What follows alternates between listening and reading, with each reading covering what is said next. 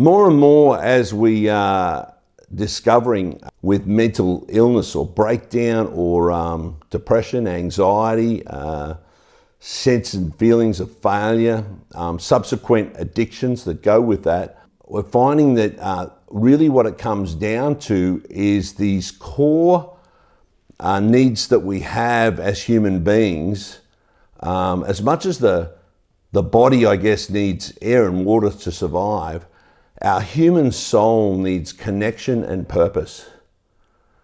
So as human beings, we're always trying to get that balance right between our connection, meaning our connection to ourselves, connection to our true selves, connection to others, intimate connection with loved ones, and our purpose or our feeling or sense that we've got value in the world.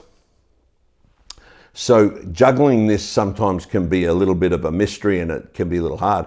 Sigmund Freud, the father of psychology, said it like this, that he felt that the two main drivers of all human behavior was the need for sex and the need to feel important.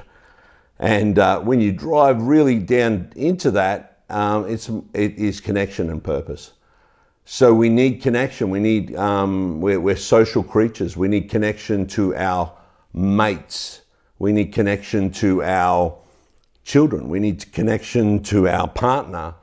And once those connections start to get threatened, or those connections start to break down, and look, relationships are complex things.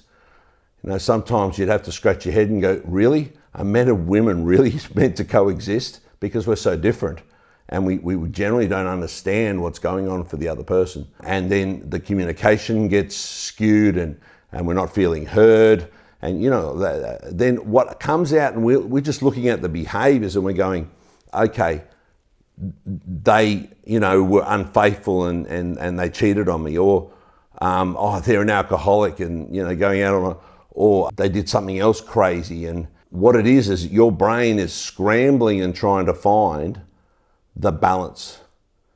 So the two chemicals, if you will, like, because chemicals drive human behavior. If we feel good about something, we do it. And for purpose, it's dopamine. Dopamine is our feel-good chemical. It's like a gift that we get given by our brain when we achieve something. So people, you know, you go out fishing and you catch a fish, you get that dopamine hit, you know.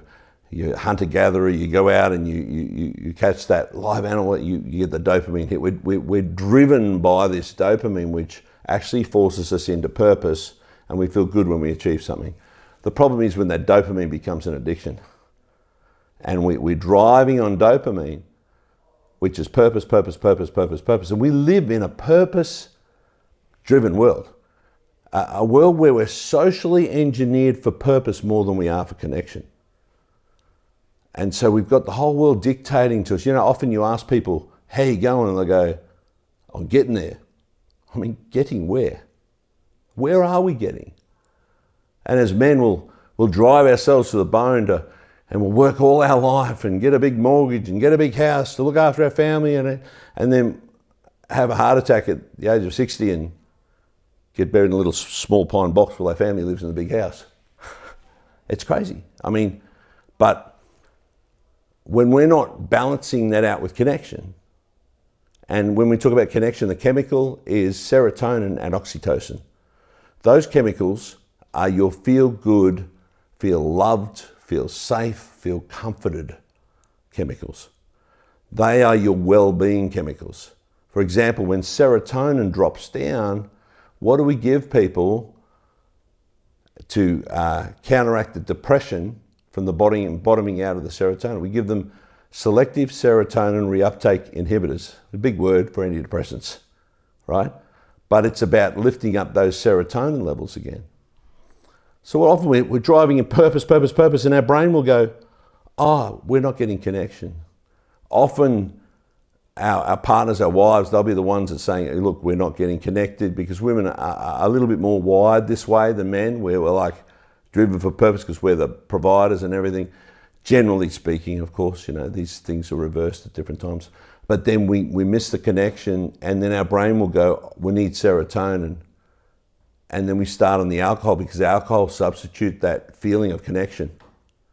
So we're feeling so disconnected, alcohol floods your brain with serotonin, then robs you of it later because it's a depressant.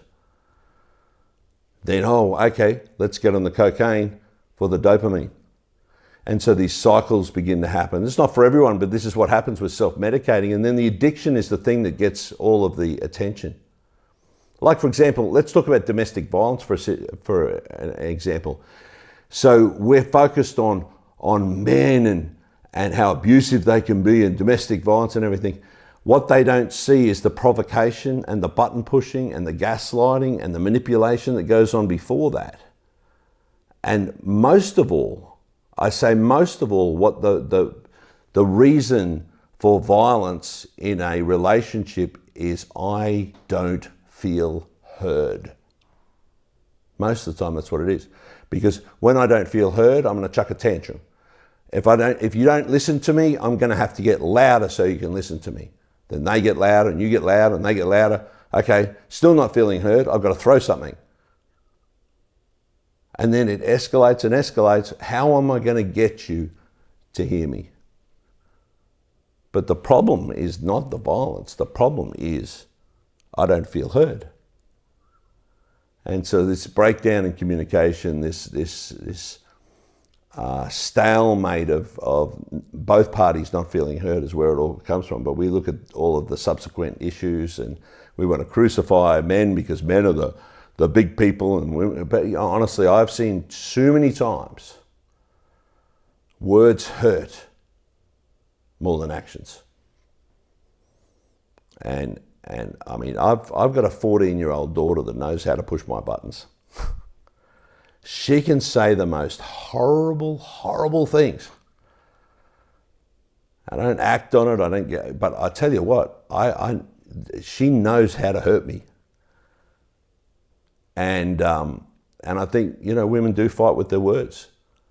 Men generally fight with their actions. This is how we're socially engineered. We programmed, Girls bully each other at school with their gaslighting behavior, manipulation, and the words that they use against each other, whereas men will just punch it out in the yard. And so I want to encourage you that, it's not all your fault. We just need to evolve and we need to learn and we need to become emotionally intelligent and be able to express that a little bit better.